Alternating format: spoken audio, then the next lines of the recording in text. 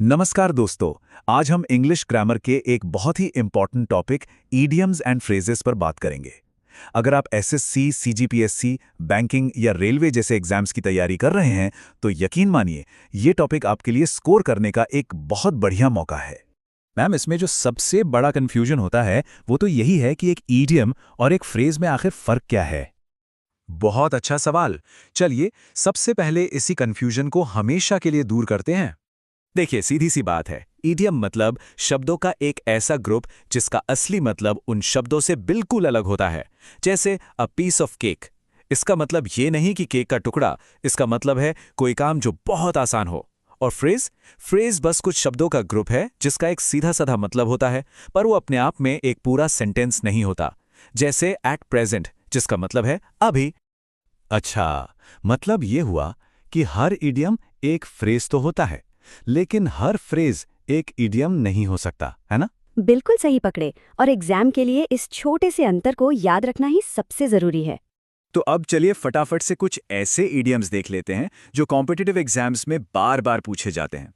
ये लिस्ट देखिए, इसमें कुछ बहुत ही कॉमन इडियम्स हैं। जैसे बर्न द मिडनाइट ऑयल, इसका मतलब होता है देर रात तक जागकर पढ़ना या काम करना। हम अक्सर कहते हैं students are burning the midnight oil for their exams. एक और इंपॉर्टेंट है अ बोन ऑफ कंटेंशन, जिसका मतलब है झगड़े की वजह। ये सभी बहुत जरूरी हैं, तो इन पर खास ध्यान देना है। मैम, ये तो बहुत अच्छे हैं, पर इतने सारे इडियम्स को जल्दी से याद रखने की कोई ट्रिक भी है क्या? अरे बिल्कुल, सबसे बेस्ट तरीका है कि आप लर्निंग को इंटरेस्टिंग बनाओ। हर इडियम से जुड़ी एक छोटी सी कहानी सोचो, उसे एक सेंटेंस में इस्तेमाल करो। रोजाना बस 10 इडियम्स रिवाइज करने का टारगेट रखो। और हाँ, पिछले सालों के क्वेश्चन पेपर जरूर सॉल्व करो। चलिए अब आगे बढ़ते हैं और देखते हैं कि एग्जाम हॉल में वो कौन सी आम गलतियां हैं जो स्टूडेंट्स कर बैठते हैं, ताकि आप वो ना दोहराएं। देखिए, 3 सबसे बड़ी गलतियां होती हैं। पहली, इडियम का शाब्दिक मतलब यानी लिटरल मीनिंग चुन लेना। दूसरी, गलत प्रेपोजिशन का इस्तेमाल करना। और तीसरी, जो बहुत होता है, वो है मिलते जुलते इडियम्स में कंफ्यूज हो जाना। अरे हाँ, प्रेपोजिशन वाला कंफ्यूजन तो बहुत होता है। ये इन टाइम और ऑन टाइम, इसी में तो सबसे ज्यादा मार्क्स कटते हैं। मतलब इन टाइम हुआ समय रहते पहुंचना, और ऑन टाइम हुआ बिल्कुल सही समय पर पहुंचना। चलिए अब फटाफट एक छोटा सा टेस्ट हो जाए, देखते हैं हमने कितना सीखा है। तो पहला सवाल आपकी स्क्रीन पर है, बर्न द मिडनाइट ऑयल का सही मतलब क्या होगा? इसका जवाब तो बी ही होगा, देर रात तक काम करना।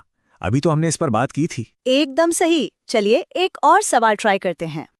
और क्राई ओवर स्पिल्ट मिल्क का क्या मतलब है? इसका मतलब है किसी पुरानी बात पर अफसोस करना। तो सही जवाब है बी, पछताना। बहुत बढ़िया, बिल्कुल सही जवाब।